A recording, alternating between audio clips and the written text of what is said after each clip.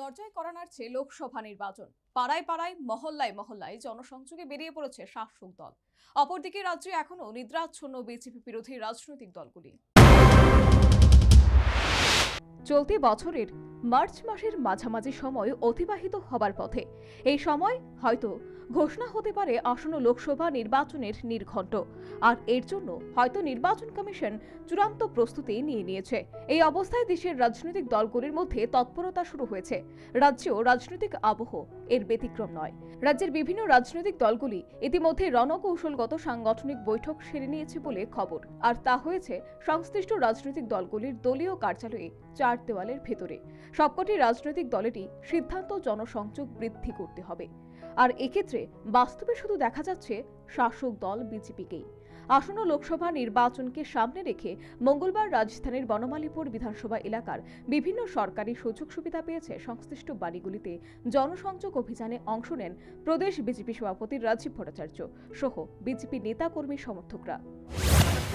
যারা লাভার্থী, এই লাভার্থীদের সঙ্গে জনসম্পর্ক করা এবং তাদের মতামত প্রকাশ করা, কেন্দ্রীয় সরকার এবং রাজ্য সরকারের গৃহীত প্রকল্পগুলি সেগুলি বাস্তবায়নের ক্ষেত্রে তারা কতটুকু লাভ পেয়েছে, কতটুকু সুবিধা পেয়েছে এবং সেগুলি পাওয়ার ক্ষেত্রে তাদের কোনো রকম অসুবিধা হয়েছে কিনা সেই সম্পর্কে খোঁজ খবর নেওয়া আমাদের মূল উদ্দেশ্য। এবং এটা সারা ভারতবর্ষেই এই লাভার্থী জনসম্পর্ক অভিযান চলছে। আমাদের এই ত্রিপুরা রাজ্যেও, সারা ত্রিপুরা রাজ্যে সমস্ত জায়গায় আমরা এই লাভার্থী জনসম্পর্ক অভিযান করছি। আমি আজকে নয় বনমালীপুর এলাকায় 23 নম্বর ওয়ার্ডে যারা লাভার্থী রয়েছেন তাদের সঙ্গে জনসম্পর্কে আমি বেরিয়েছি এবং মানুষের মধ্যে যে উৎসাহ, উদ্দীপনা এবং মানে কোনো রকম উৎকোচ ছাড়া, চাঁদা ছাড়া তারা লাভার্থীরা তার কেন্দ্রীয় সরকার এবং রাজ্য সরকারের সুবিধা পেয়েছে, এটাই আমাদের কাছে সবচেয়ে বড় প্রাপ্তি। রাজনৈতিক বিশ্লেষকদের অভিমত, রাজ্যে দুটি লোকসভা আসনে জনসংযোগ অভিযান প্রথম পর্যায়ে কাজ প্রায় গুটিয়ে এনেছে শাসক দল বিজেপি।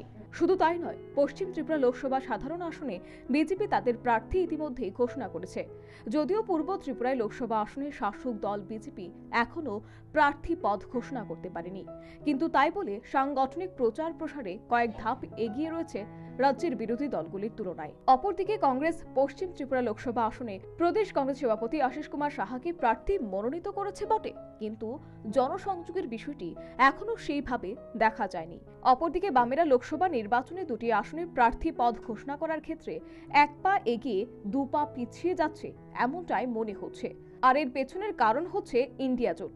যদিও ইতিমধ্যে দিল্লিতে সিপিএম এর পলিট ব্যুরোর বৈঠক শেষ হয়েছে, সম্ভবত সেই বৈঠকে চূড়ান্ত সিদ্ধান্ত হয়েছে আসন্ন লোকসভা নির্বাচনে রাজ্যে সিপিএম এর অবস্থান কি হবে। তবে আর যাই হোক, জনসংযোগ ব্যতীত ভালো ফলাফল আশা করা অনেকটাই মরুভূমিতে মরীচিকার সমান।